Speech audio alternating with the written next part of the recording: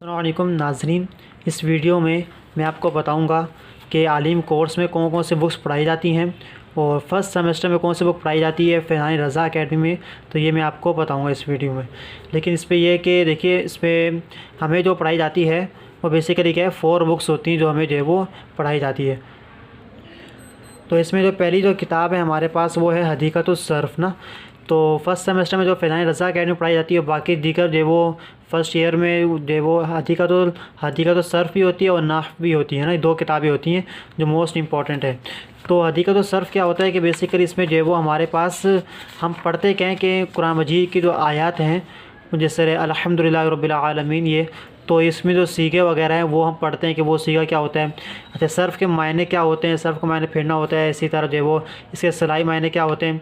इस्तिलाही मायने वो होते हैं कि वो इल्म जिसके ज़रिए कलमों के बनाने और सीगों में तब्दीली पैदा करने के उसूल सीखे जाते हैं।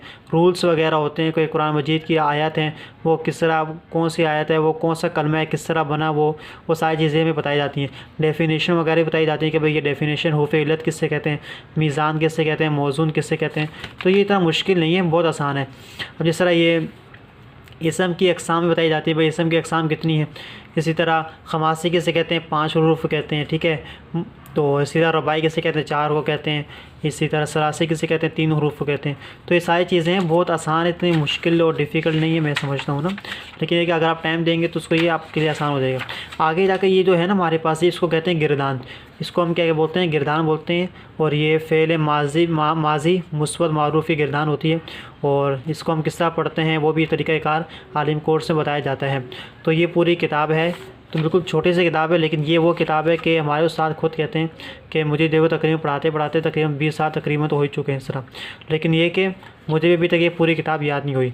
हालांकि ये किताब जो है वो फार्मूला है, रूल्स हैं कुरान मजीद के, रूल्स फार्मूला है। कुरान मजीद की आयत है अरबी, तो वो जो है वो लफ्ज़ है गिरदान किस तरह बनती है, किस तरह हम पढ़ते हैं उसको, उसका तर्जुमा क्या है, उसका सीगा क्या है कि भाई वो वाहिद है, वाहिद मतलब एक है, मुज़क्कर मतलब मेल है, मर्द के लिए इस्तेमाल किया जाता है मुज़क्कर, ठीक है।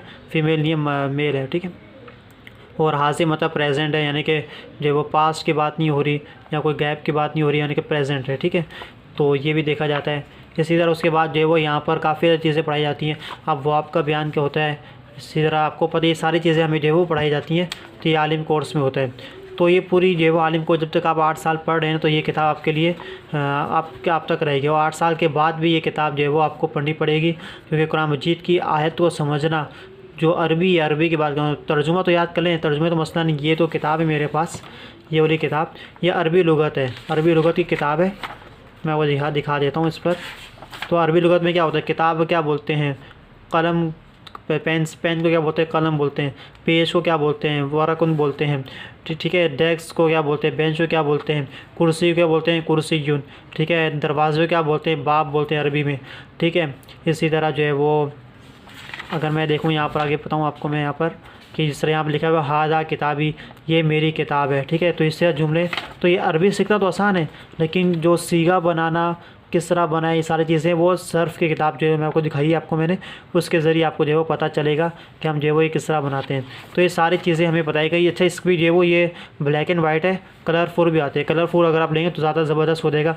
पिक्चर बनी हुई, ये बता रहे हैं कि भाई यहाँ पर क्या लिखा हुआ है, आपको तर्जुमा करना होगा, वो उस्ताद जो है वो आपके पढ़ाएँगे आपको ना। तो ये आलिम कोर्स बुक है, एक अरबी लुगत की बुक हो गई, सर्फ़ की बुक हो गई। और आपको पता ही है कि मैंने जो वो इस पर वीडियोस बनाई थी हदीक़तुल फ़िक़्ह पे ना, तो आपको मैंने दिखाई थी वीडियोस वगैरह। उसमें पहली फर्स्ट वीडियो में मैंने इसी पे बताया था, आपको दिखाया था। तो उसमें क्या होता है कि नमाज के अहकाम वगैरह सिखाए जाते हैं, रोज़े के अहकाम सिखाए जाते हैं, ठीक है। और चौथी जो बुक है वो है हदीक़तुस सीरा। ये सीरा क्या है, सीरत के मुतालिक है कि अज़वाज मुतहहरात, यानी कि नबी पाक सल्लल्लाहु अलैहि वसल्लम की जो वाइफ़ हैं उनके मुतालिक है। दीगर कराबतदार यानी अहले बैत वगैरह के। इसी तरह खुलफ़ाए राशिदीन, जिसमें हज़रत अबू बकर सिद्दीक़ भी होते हैं, हज़रत उमर, हज़रत उस्मान, हज़रत अली, ठीक है। इसी तरह जो है वो सहाबा किराम के मुतालिक भी कुछ जो इन्फॉर्मेशन है यहाँ पर, ठीक है। लेकिन ख़ास जो है अज़वाज मुतहहरात के बारे में कि भाई उनका निकाह कब हुआ, क्यों हुआ, मतलब कि पूरा जो तरीक़ाकार बताया जाता है ना। मैं आपको बता देता हूँ, यहाँ पर थोड़ा सा दिखाता हूँ कि जिस तरह यहाँ पर है हज़रत खदीजा बिनते खुवैलिद, ठीक है। तो हज़रत खदीजा का नाम क्या था, नस्ब क्या था, तो ये लिखा हुआ है ख़ानदान कुरैश से ताल्लुक़ रखते थे। आपका नाम जो है वो आपके वालिद का नाम जो खुवैलिद बिन असद था, वो वालिदा का नाम फ़ातिमा बिनते ज़ाहिदा था। ठीक है, आपको कौन सा लक़ब से पुकारा जाता है? तो ताहिरा से पुकारा जाता है। इसी तरह आपकी सबसे बड़ी फजीलत क्या है? तो ये भी आपको पता यहाँ पर बताते हैं ना। अच्छा, इसी तरह हज़रत सौदा भी ये नबी पाक सल्लल्लाहु अलैहि वसल्लम की वाइफ थी। इनके मुतालिक इन्फॉर्मेशन है कि उनका नाम क्या था, उनका सिलसिला क्या था, नसब क्या था, निकाह कौन सा सबब था जिसकी वजह से निकाह बना। यहाँ आप पढ़ सकते हैं कि हज़रत खदीजा के विसाल के बाद रसूल अकरम सल्लल्लाहु अलैहि वसल्लम बहुत मग़मूम हो रहा करते थे। ये देखकर हज़रत खौला ये रज़ियल्लाहु तआला अन्हु ने आप सल्लल्लाहु अलैहि वसल्लम हज़रत सौदा से निकाह का मशवरा दिया। ठीक है, और आप सल्लल्लाहु अलैहि वसल्लम के मशवरे को ने कबूल फरमा लिया और यूँ फिर निकाह हो गया। तो ये सारे जो इन्फॉर्मेशन है नबी पाक सल्लल्लाहु अलैहि वसल्लम के वाइफ जो 11 वाइफ है उनके मुतालिक है। उसके बाद अगर हम नेक्स्ट चेक करें तो यहाँ पर आप देख सकते हैं औलाद यानी कि नबी पाक सल्लल्लाहु अलैहि वसल्लम के कितने बेटे थे? 4 बेटे थे। और कितनी बेटियाँ थीं? ये वो तो नबी पाक सल्लल्लाहु अलैहि वसल्लम की 3 बेटियाँ थीं और 4 बेटे थे ना।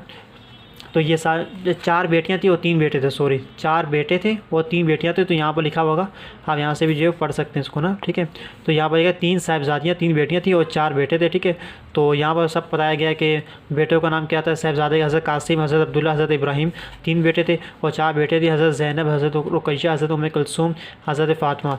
तो ये उसके मुताबिक इन्फॉर्मेशन है कि वो कब पैदा हुए, उनका विसाल भी जल्दी हो गया था। तो ये सारी इन्फॉर्मेशन इस किताब में, तो उसको याद करना पड़ता है कि कौन कब जो इंतकाल हुए, कब पैदा हुए।